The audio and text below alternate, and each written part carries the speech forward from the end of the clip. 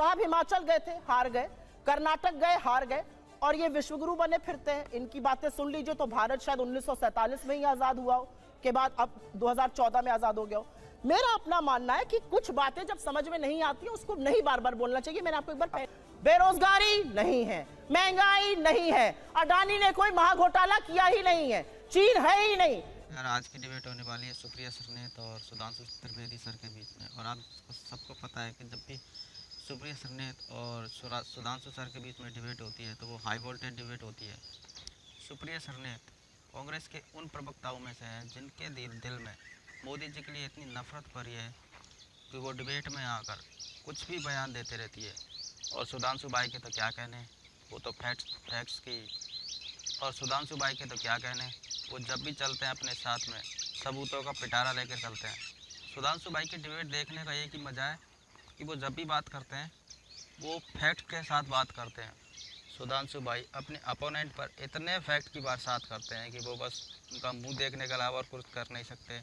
तो आज की डिबेट इसी पे होने वाली है, कैसे सुप्रिया सरनेत द्वारा पूछे गए महिला सम्मान, आतंकवाद और जीडीपी, देश के विकास और मोदी जी के बारे में किए गए उनके सवालों का कैसे सुधांशु भाई ने एक के बाद एक सबूतों के साथ जवाब दिया और सुप्रिया सरनेत का मुंह बंद कर दिया।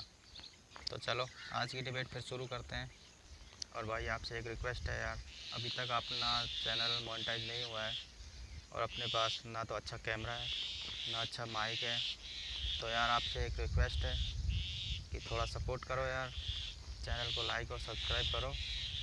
जय हिंद, वंदे मातरम। पहली बात तो व्हाट्सएप यूनिवर्सिटी का कमाल देखिए साहब, असेंबली होती है वैल्यू एडिशन निगेटिव हो जाता है। अरे भैया ऐसा कहीं होता है? अगर कहीं पर कोई आपको असेंबल करने को देता है तो अपना प्रोडक्ट देते तो आप उस पर सर्विस चार्ज लेकर ही बेचेंगे। $1 बिलियन का हम लोगों ने एप्पल के फोन एक्सपोर्ट किए हैं असेंबल करके ही। 25% आईफोन 14 भारत में बने हैं। इसे कहते हैं व्हाट्सएप यूनिवर्सिटी या राहुल गांधी यूनिवर्सिटी, आप जो भी समझ लीजिए। अब दूसरी बात मैं कहना चाहता हूं, दूसरी, अरे भाई आपने आप लोग हैं भाई, हमने आतंकवाद की इतनी घटनाएं उत्तर से दक्षिण तक बता दी। अब दक्षिण कश्मीर के 4 जिलों में रह गया है, वो दिखाई नहीं पड़ा, उसके लिए इनको आंकड़े चाहिए। पर मैं कह सकता हूं हमारी सरकार के किसी नेता ने आतंकवादियों के लिए आंसू नहीं बहाए। हम ये कह सकते हैं हमारे किसी नेता ने आतंकवादियों के लिए पलक पावड़े नहीं बिछाए। संसद भवन पे हमला हुआ, जिन जाबाजों ने अपनी जान दे दी उन्होंने, उनके परिवारों ने मेडल लौटा दिए। चूंकि अफजल गुरु को 7 साल तक सर्वोच्च न्यायालय से निर्णय होने के बाद फांसी नहीं दी रही थी, परंतु सोनिया जी की आंख में आंसू नहीं आए, बटाला हाउस के एनकाउंटर के आरोपियों के लिए आंसू आए। हमने किसी जाकिर नायक को शांति का मसीहा कहने वाले, इशरत जहां को बेटी कहने वाले, अफजल को हालात का मारा कहने वाले, हाफिज को साहब कहने वाले, ओसामा को जी कहने वाले, बुरहान वानी को भटका नौजवान कहने वाले आतंकवाद पे भाषण दे रहे हैं।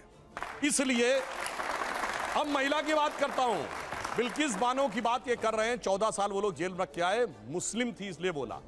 इसी पश्चिमी उत्तर प्रदेश में एक मुस्लिम महिला थी इमराना, जिसके साथ उसके ससुर ने बलात्कार किया और मौलवी ने फतवा दे दिया कि अब आज से वो अपने ससुर की पत्नी और पति की मां हो गई। और जलवाए जलाल से वो मौलवी साहब विद्यमान थे, चू नहीं बोला। ये इनका महिलाओं के प्रति सम्मान था। हमारे यहां किसी ने नैना साहनी को तंदूर में जलाया, छोड़िए वो सब आरोप प्रत्यारोप। मैं तो 100 बात की बात कहना चाहता हूं, वो कहां गए उन लोगों का सम्मान करते थे जिन्होंने कश्मीर वैली में लिखा छोड़ के चले जाओ हिंदुओं से और अपनी बेटियों को छोड़ जाओ। वो गिरजा टिक्कू जिसके साथ सामूहिक बलात्कार के बाद आरे से काट दी गई और चू नहीं निकला किसी के मुंह से। वहां एक किसी महिला एक के साथ नहीं, पूरी कम्युनिटी के साथ हुआ और सब मौन साधारण किए रहे, क्योंकि वो सेक्युलरिज्म का सुंदर संगीत था, उससे इनको वोट मिलने थे। कहते हैं आईएसआई भारत की धरती पे नहीं था। मैडम आपकी सरकार के समय में रिपोर्टें हैं आईएसआई के कितने मॉड्यूल्स काम कर रहे थे, और जो आप बता रही हैं वो कहानी तो बहुत पुरानी हो गई। उसके बाद तो जो ठुकाई हुई कहां, उरी में, जो कुछ हुआ बालाकोट में, उसके बाद Imran Khan as prime minister of Pakistan बोले पाकिस्तान की नेशनल असेंबली में, जो हिंदुस्तान ने किया है बालाकोट में उससे ज्यादा कुछ खौफनाक ये लोग करना चाह रहे हैं।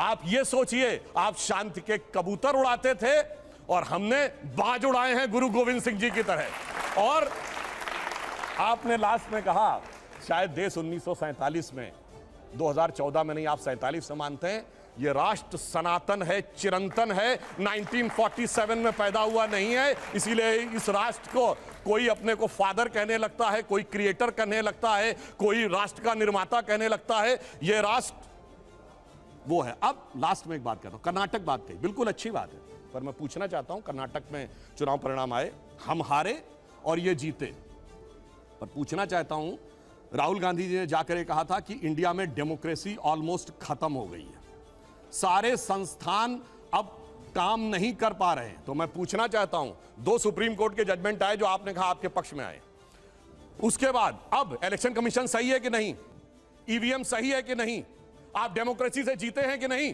कर्नाटक में? मेरा मानना है कि अगर हम ईमानदारी से स्वीकार करते हैं कर्नाटक में हारे हैं, कांग्रेस को ईमानदारी से क्षमा मांगनी चाहिए कि आगे से हम अपने राजनीतिक हित के लिए विदेश की धरती से जाकर कभी इस देश को बदनाम करने की कोशिश नहीं करेंगे। और पुनः मैं कहना चाहता हूं, आज मैं विनम्रता से और चुनौती से पूछता हूं, G7 कंट्रीज और G20 कंट्रीज में एक देश बताएं जहां महंगाई की दर हमसे ज्यादा हो और विकास की दर हमसे कम हो। हम दुनिया में सबसे बेहतर स्थिति। अब आता हूं गलवान पे।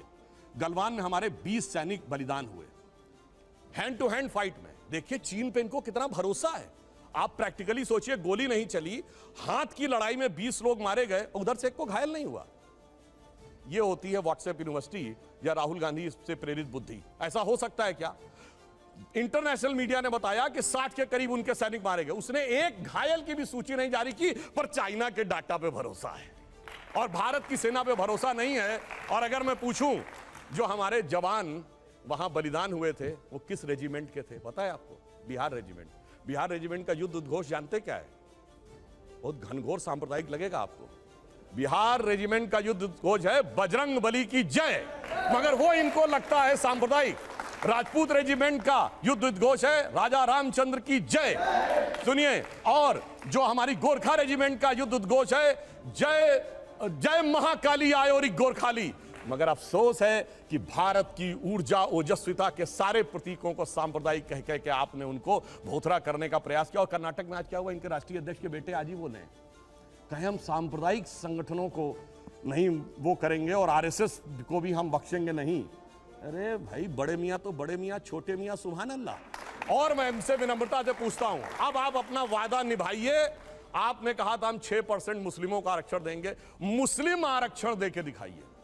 सुधांशु जी एक बात दूसरा मैं पूछ रहा हूं, एक सेकंड प्रतिबंध लगा के नहीं है, मगर ये बताइए केरल में जो लड़कियां पकड़कर धर्मांतरण करके जिहादी बनाने के लिए ले जाई जा रही हैं, वो तो फेक स्टोरी है। महिला सम्मान सब गायब, वहां पे महिला सम्मान गायब। और यहां जो जांच हो रही है कोर्ट के निर्देश में हो रही है, उसका इंतजार नहीं करना है और ताली बजाना है और वहां कहना। जबकि इनके मुख्यमंत्री ओमन चांडी ने कहा है, कांग्रेस के मुख्यमंत्री ने और कम्युनिस्ट पार्टी के मुख्यमंत्री, वहां महिला नहीं, न कश्मीर में चिंता महिला की, न केरल में चिंता। और जहां पर जांच हो रही है, जांच रिपोर्ट आने का इंतजार नहीं, सारी चिंता वहीं पे दिखाई पड़ती है।